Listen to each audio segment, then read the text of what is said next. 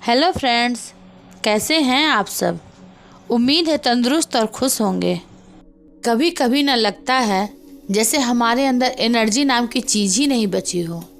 सुबह उठने का मन नहीं करता, किचन का काम देखते ही मन घबरा जाता है और दिन के बाकी कामों का तो सोच कर ही थकान महसूस होने लगती है।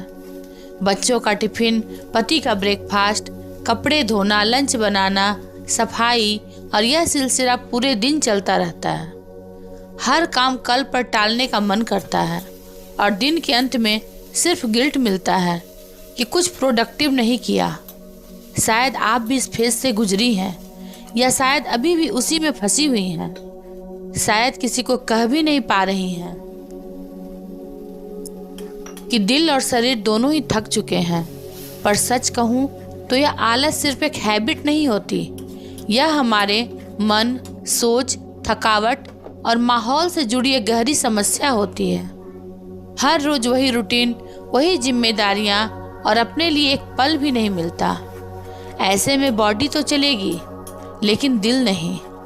आज के इस वीडियो में हम उन असली वजहों की बात करेंगे जो एक होम मेकर को धीरे धीरे आलस की तरफ ढकेल देते हैं। ऐसे रीजंस जो बाहर से सिर्फ काम टालने जैसे लगते हैं लेकिन अंदर से वो थकान, प्रेशर और कभी कभी उदासी का नतीजा होते हैं। घर चलाते चलाते जब हम खुद को ही भूल जाते हैं तब यह आलस सिर्फ शरीर का नहीं, दिल का भी हो जाता है। हम उन्हीं बातों को समझेंगे और बात करेंगे कुछ छोटी छोटी लेकिन असरदार आदतों की, जो आपको वापस वही एनर्जी, वो चुस्ती और अपनापन महसूस करने में मदद करेंगी। अगर आप भी यह महसूस करती हैं कि दिन तो बीत गया पर आज कुछ काम ही नहीं हुआ, तो यह वीडियो आपके लिए है।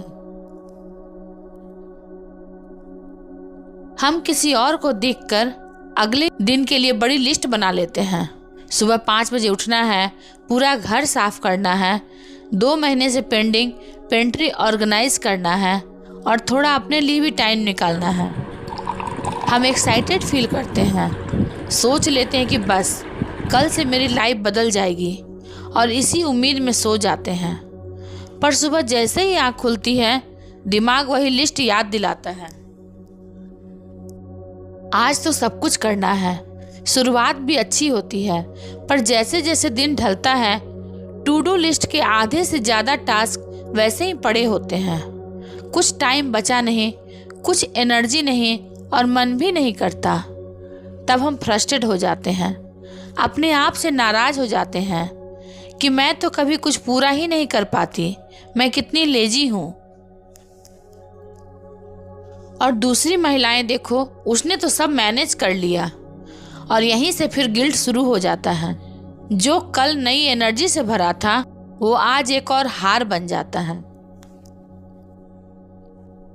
जब हम दूसरों की लाइफ का वो हिस्सा देखते हैं जो वो दिखाना चाहते हैं, एक चमक धमक भरा रूटीन, एक परफेक्ट किचन, एक हमेशा मुस्कुराता हुआ बच्चा और एक ऐसा पति जो हमेशा मदद करता हुआ दिखाई देता है, पर यह एक एडिटेड वर्जन है, एक रियल लाइफ नहीं। अब इसका सलूशन क्या है? अपनी असली जिंदगी को देखना, अपने किचन की सफाई की स्मेल महसूस करना, बच्चे के हाथ से बनाई छोटी सी ड्राइंग को देखना, जब पति बिना बोले चाय बना के दे तो उस पल को फील करें। यह सब चीज़ें सोशल मीडिया पर नहीं होती, यह रियल लाइफ में होती है और वही असली खुशी होती है। और एक और बात, अगर किसी और की वीडियो देखकर हमारी ये छोटी छोटी बातें अपने घर की असली खुशी से जुड़ने में मदद करेगी। एक होम मेकर दिन भर कुछ न कुछ करती रहती हैं, लेकिन जब कोई पूछता है आप क्या करती हो तो जवाब आता है कुछ खास नहीं, घर का काम ही तो करती हूँ। तो क्या यही सोच है हमारी अपने काम के लिए? सुबह 5 बजे उठना, सबके नाश्ता, लंच, टिफ़िन रेडी करना, बच्चों को स्कूल भेजना, घर संभालना, बाजार जाना, बैंक का काम, दवा लेना, कपड़े धोना, साफ सफाई, ये सब वो काम है जो बिना ब्रेक के चलती रहती हैं और उसमें हमारी हिम्मत, हमारी मेंटल एनर्जी सब लगती है। लेकिन हमने खुद ही उस काम को नॉर्मल मान लिया है। जब तक सैलरी स्लिप ना हो तब तक काम इम्पोर्टेंट नहीं लगता। और फिर होता क्या है, जब कोई रिकॉग्निशन नहीं देता तो हम खुद भी सोचने लगते हैं मैं क्या कर रही हूँ अपनी लाइफ में। यही सोच सेल्फ डाउट बन जाती है और सेल्फ डाउट से आता है आलस, क्योंकि जब हम अपने काम को ही सीरियस नहीं लेते तो करने का जज्बा भी कम हो जाता है। अपने काम को एक्नॉलेज करना शुरू कीजिए। सबसे पहला कदम है अपने काम को वर्क मानिए। छोटी रिस्पॉन्सिबिलिटी नहीं, रोज के काम का एक टू डू लिस्ट बनाइए और हर काम के बाद उस पर टिक लगाइए। जब end of the day list में 8 से 10 टिक दिखेंगे तो खुद आपको लगेगा वाह, मेरा तो पूरा दिन प्रोडक्टिविटी से भरा था। अपने दिन के काम की वैल्यू को आप खुद अप्रिशिएट कीजिए, चाहे वह एक अलमीरा साफ करना हो या बच्चे के लिए टाइम पर होमवर्क चेक करना। हर चीज एक एफर्ट है। अपनी फैमिली को भी आपके काम के बारे में ओपनली बताएं। कभी कभी बोलना पड़ता है कि मुझे लगता है कि मेरे काम को सीरियसली नहीं लिया जा रहा है, और यह कहना कोई घमंड नहीं है, यह एक हेल्दी बाउंड्री बनाना होता है। अगर कभी किसी ने कह दिया तुम तो घर पर ही होती हो, तो उसके बाद खुद से एक बार जरूर कहना हाँ मैं घर पर ही होती हूँ और इसी घर को स्वच्छ प्यार से भरा बनाए रखती हूँ।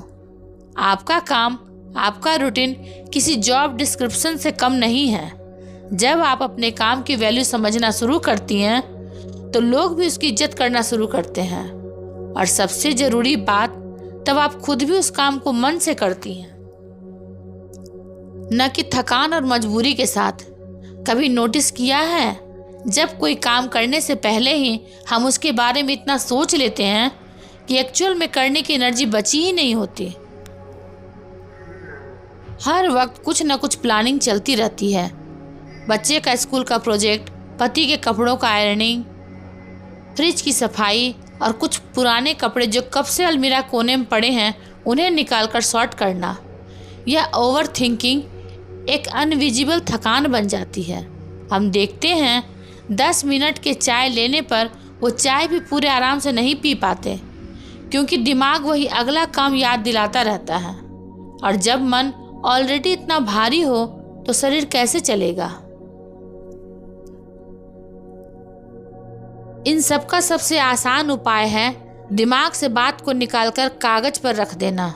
सुबह उठते ही या रात को सोने से पहले एक डायरी लें, कोई सिंपल नोटबुक जो सिर्फ आपकी हो, और उसमें लिखना शुरू करें जो कुछ भी दिमाग में चल रहा है, जो कल करना है, जो चिंता दे रहा है और जो बस मन में बार बार आ रहा है, चाहे वह काम से जुड़ी हो या किसी बात से।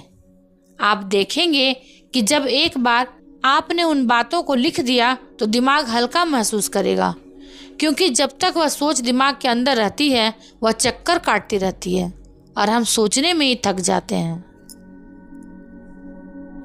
अगर आप फिर भी थका हुआ महसूस करती हैं तो कभी कभी बीच में घूमने चली जाएं, अपने परिवार के साथ, अपने बच्चों के साथ, या इवनिंग वॉक कर लें। अपने लिए छोटी मोटी खरीदारी भी कर सकती हैं, जिससे आपका मन और शरीर दोनों ही हल्का रहेगा और आप एक नई एनर्जी फील करेंगी। अगर आप ऐसा महसूस करती हैं तो मेरी इन बातों को कभी आजमा कर देखें, आपको अच्छा महसूस होगा।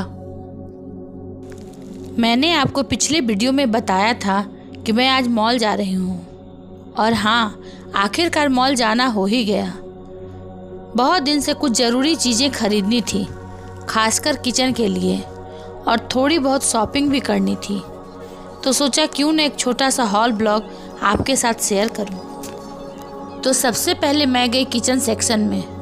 पता नहीं क्यों, लेकिन मुझे किचन की चीज़ें खरीदने में बहुत मज़ा आता है। लगता है जैसे पूरा किचन नया हो जाएगा। वहाँ मैंने ये हैंड टॉवेल लिया।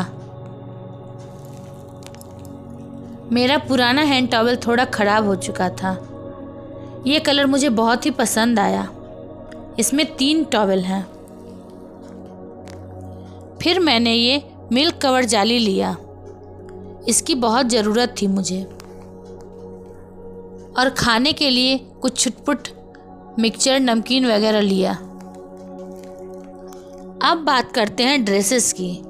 मॉल जाना हो और कपड़े न खरीदें, ऐसा कैसे हो सकता है। पहली ड्रेस थोड़ी सिंपल है, कॉटन की और डेली वियर के लिए परफेक्ट। कलर भी थोड़ा सूदिंग है। घर में कंफर्टेबल रहने के लिए ऐसी ड्रेस बहुत ज़रूरी होती है। दूसरी ड्रेस थोड़ी स्टाइलिश है। इसका कलर भी बहुत प्यारा है। मैंने इसे ट्राई किया था और सच कहूँ तो मिरर से नज़र हटाना मुश्किल था।